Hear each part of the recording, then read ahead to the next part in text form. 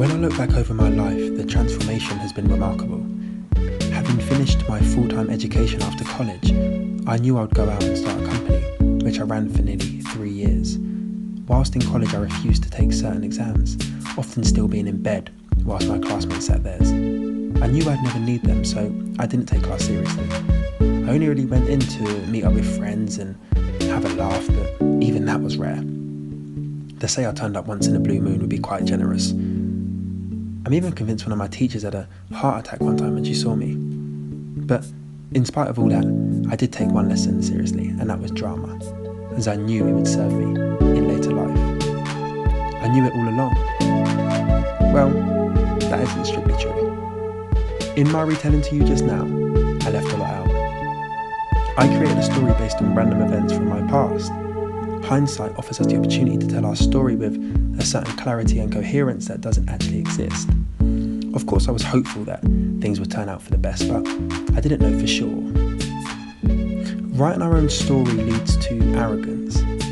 It's easy to look back at a result and convince ourselves that we knew all along that things would work out for the best. But we must resist the impulse to reverse engineer success from our own stories. There really was no grand narrative. Luck played a major part. So that's lesson 1. Don't tell yourself a story. When I was younger, I really wanted to be a footballer. I had dreams of playing in front of a huge crowd, but as I grew older, I realised that I'd much rather run my own business. So I started working on that instead. A few years down the line, that dream became a reality. Everything was great. But then I realised that when I watched footballers on TV, I would begin to feel envious. Not only did I want what I had, I wanted what they had too. We start out knowing what's important to us, but once we've achieved it, we lose sight of our priorities. Ego sways us and can ruin us. We become obsessed with doing more and more. We work in jobs we hate to earn more money, to buy a better car, to impress a bunch of people we hate or don't even know. The further you travel down that path of accomplishment, the more often you meet other successful people who make you feel small. It doesn't matter how well you're doing, your ego and their achievements make you feel like nothing. And if you don't know what you want, the default response is easy. More. More money, more fame, more love, more accolades, more of everything. Life is about choices and trade-offs, but our ego won't allow it. So here's lesson 2. Find out what's important to you.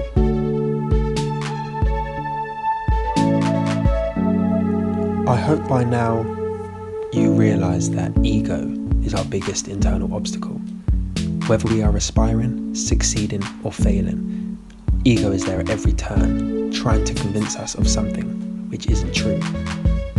During the good times, ego tells us we're better than we are, which leads to delusion. And during the bad times, it tells us we're much worse than we are, which leads to tragedy. Things are never as good or bad as they seem. Keep your own scorecard. Monitor your internal speech. And most importantly, remember, ego is the enemy.